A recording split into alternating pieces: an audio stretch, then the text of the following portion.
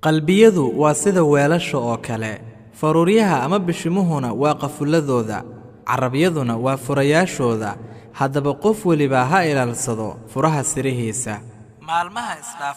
Maalmaha isdhaafdhaafaya iyo waqtiga socdaahiba waxay kuu caddaynayaan dareemada ay kaa qabaan dadka kale. Waxaad ogaan doontaa ama arki doontaa in qof waliba oo kuu dhow uusan ku jeclayn. Sidoo kale erey waliba oo la yiraahdo oo quruxsan ma ahan mid dhabta ka hadlaya ama qalbiga ka yimid. Dhoolla caddayn kastana kuma tusayso farxad iyo daahirnimo.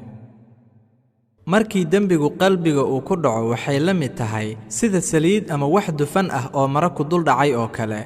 Haddaan hore laga dhaqin dufankaasi marada wuu ku faafaa. Sidoo kale dembiga haddaan laga toobadkeenin isla markiiba qalbigaaga ayuu ku fidaa kadibna wuu ku qabsadaa oo ku maamulaa. Ugu dambayna naftaadu waxay adeecaysaa wax waliba oo ay hawadeedu amarto. Walaal, haddii aad i jeceshahay waxaa laga yaabaa inaan ku jeclahay, laakiin haddii aad i necban tahay waxaad hubanti gelidaa oo aad ogaataa in nacaybku uusan dilaynin qalbiga wax nacaya mooye qalbi kale. Waxaa iyaabgeliya oo aan aad uga helaa dad hubkoodu yahay caqliga oo uusan ahayn carabka, dhufashadooda wax ka taqallustana ay tahay aamusnaanta aysan ahayn hadal badnaanta. Waa wax qurux badan inaad naftaada u run sheegto si aad ugu run sheegto dadka kale. Haddii qalbigu awood u yeelan waayo in uu koobo runta, carabkuna wuxuu ka caajisaa ama awood u yeelan waayaa inuu xaqiiqada ama xaqa ku dhawaaqo. Ma og tahay walaal, muhiim inaysan ahayn waxa aan ku qorno xasuusaha ee ay muhiim tahay waxa aan uga tagno quluubta dadka kale. Haddaba uga tag dadka kale quluubtooda shay ay mar waliba soo xasuustaan inta ay nool yihiin, shaygaasi oo ah wax wanaagsan. Sababtoo ah adiguba ma jeclid in lagugu soo xasuusto wax xun. Sidaa darteed qalbiyada dadka ku beer wanaag, kalgacayl iyo oofin. Haddii aanan awoodin inaan isbahaysano, waa inaan iskaalmaysanaa. Haddii aanan awoodin inaan iskaalmaysanana, waa inaan isdhaafsanaa ixtiraam. Akhlaaqda wanaagsani waa saaxiibka ugu fiican. Dhaqankaada ood ilaalisana waa dhaxalka ugu fiican. Dadka wejigaaga u fur waxaad kasbanaysaa jacaylkooda. Hadalkana u jilci waxaad noqon doontaa qof ay u soo xiisaan. Hana ku kibrin dadka oo ha iska weynayn, markaasi ayay ku weynaynayaan oo ku qadarinayaan. Si kastoy tahay da'da qofku, si kastoy tahay xaaladda uu taagan yahay iyo wadciga uu ku dhex leeyahay bulshada, ogow waa adigoo kale, waa qof bini'aadam ah. Haddii aad aabbaha weyso, taa micnaheedu waxay tahay waxaad dareemaysaa micnaha kelinimada. Waxaad weynaysaa qof gacantiisa kuu soo taagi jiray si uu kuu kaalmeeyo ama kuu caawiyo. Haddii 1000 gacmood laguu soo taaga xitaa ma kaafin karaan halkii gacan ee aabbaha ee laga buuxiyey galgacaylka aabbannimo. Inaad aabbaha weyso waxay la micno tahay garabka bax iyo xanuun joogto ah, murug xeel dheer, dareemidda dayac, kelinimo iyo weliba cidloonsho. Waa dareen aanu fahmi karin ilaa qof ku soo noolaaday aabbala'aan mooye. Allow aabbayaal dhowr.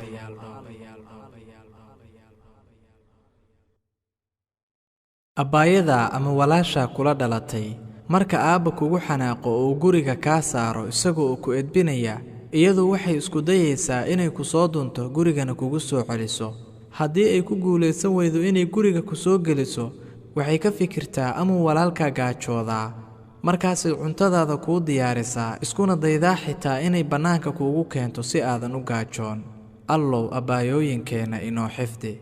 Meeqa mar oo aad qalad gashay yaraantaadii ayay walaasha ama abbaayada kula dhalatay dusha saaratay qaladkaasi si aan adiga lagu waxyeelayn. Taasi waxaa lagu magacaabaa nafhurid, waxaana laga helaa qof sida walaashaada oo kale ah. Marka caalamka la eego, adigu waxaad tahay qof oo keliya.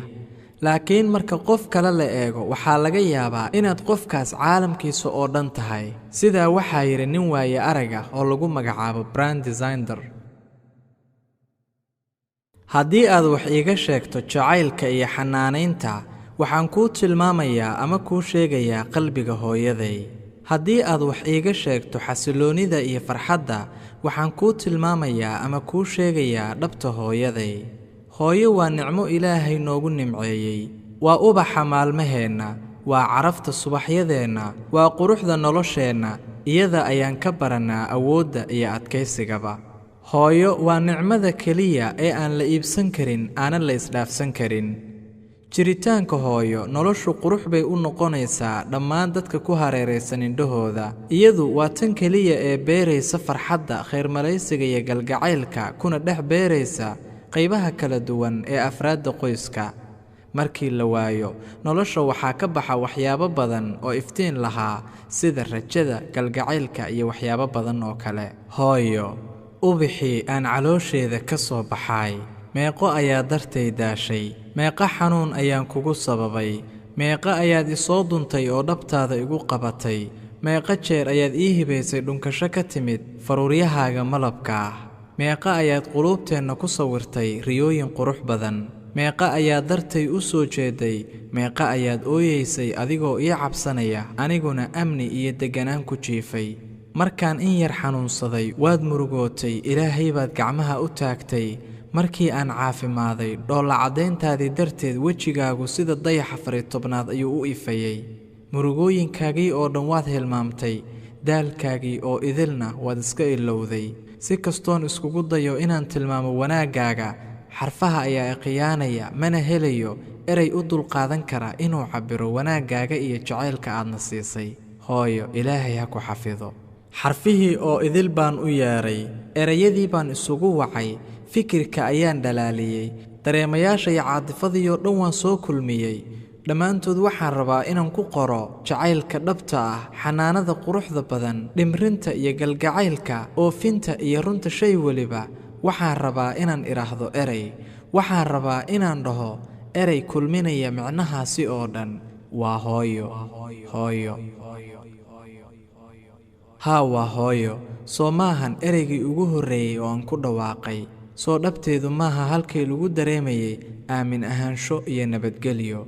soo caloosheedu maahan halkii aan ku soo barbaaray. markii wax yar igu dhacaan way murugootaa, markaan farxana way faraxdaa, oo aniga wayba iga sii farxad badan tahay. way ii dhimrisaa haddaan ku adkaado, way ii dhowdahay haddaan ka fogaado. soo qalbigayga iyo jirkaygaba lagama samayn dhiiggeeda iyo lafaheeda. hooyo, Ilaahay ha ku xafido. hooyo, Ilaahay ha ku xafido. hooyoy macaanay, horumarkii naftaydaay, hagihii dhallaankaay, horseedkii aqoontaay, hadalkiiyo oraahyada, hikaadiyo xuruufaha, adiga isku howlo hooyoyna barayo noo hikaadshay gebigood. alla hooye wacanay, alla haybad badanay, horumarkaad u sabab tahay, hammi baadna gelisaa. hayaamoo dhaqaaqo horayba mooye, gadaal ha isku eegina ayaad noogu heestaa. hooye qiimo badanay, hadal kuma dhammayn karo inta aad hoggaan iyo hadallada cajiibka ah noogu heestay hooyoy. alla hooye wacana, waa hooy qabooboo naxariistu hoo tahay, dhimrintuna hoggaan tahay. waa hoom qurxoono guri lagu hirtaayo, hooyo qaalisanida waxaan kuu hadiyeeyo. hooyo garanba maayee, rabbi ha ku dhowree, hooyo ii nabadahaaw.